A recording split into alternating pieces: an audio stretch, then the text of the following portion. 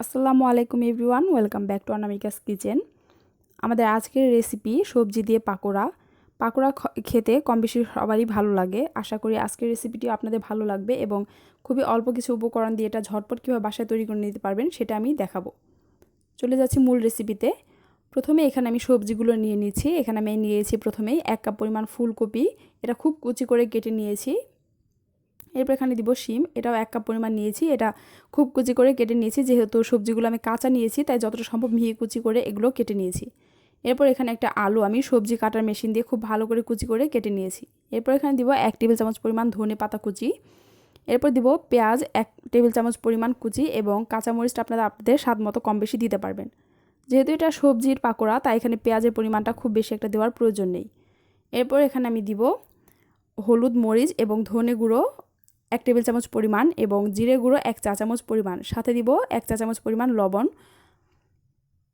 এরপর এখানে দিব হাফ চা চামচ পরিমাণ আদা এবং রসুন বাটা। এখানে আমি দিয়ে দিচ্ছি একটি ডিম। আপনারা চাইলে ডিমের পরিবর্তে পানি অ্যাড করতে পারবেন, সেক্ষেত্রে পানিটা একটু পরে অ্যাড করবেন। প্রথমে পানি অ্যাড করলে কিন্তু এটা পানি পানি হয়ে যাবে। এটা বাইন্ড করতে পরে খুব বেশি পরিমাণ ময়দার প্রয়োজন হবে। ডিমটা দেওয়ার পর আমি সব কিছু হাত দিয়ে খুব ভালো করে মিক্স করে নিচ্ছি। আর ডিমটা দিলে কিন্তু এর টেস্টটা অনেক বেশি বেড়ে যায়।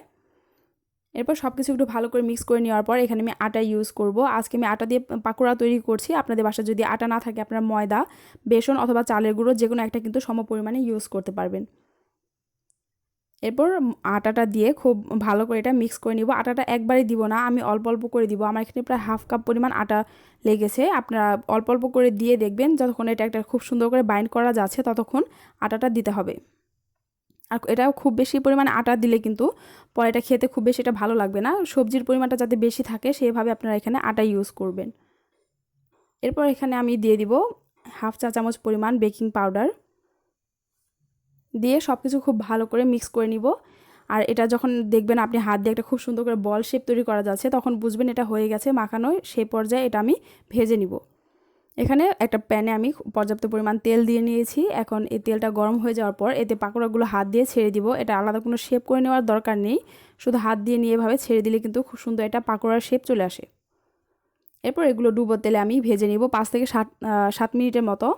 এগুলো খুব হাই হিটে ভাজার দরকার নেই, তাহলে কিন্তু উপরটা কালো হয়ে যাবে এবং ভেতরে কাঁচা থেকে যাবে। এটা পারফেক্টলি মুচমুচে হবে না। একটু চুলার আঁচটা মিডিয়ামে রেখে যদি আপনি একটু সময় নিয়ে এটা ভাজেন তাহলে কিন্তু পাকোড়াগুলো একদম পারফেক্ট হবে। আর আপনারা যদি চান এর মধ্যে আরও বেশি সবজি অ্যাড করতে পারবেন অথবা এর চাইতে কম সবজি দিয়েও কিন্তু এটা করে নিতে পারবেন। বাসায় যে সবগুলো সবজি থাকতে হবে এমন কোনো কথা নেই, চাইলে আপনার এর মধ্যে গাজর অথবা কাঁচা পেঁপে কুচিও কিন্তু দিতে পারবেন। এরপর এগুলো উল্টে পাল্টে 5-7 মিনিট ভেজে হালকা ব্রাউন কালার হয়ে গেলে আমি এগুলো তুলে নিব।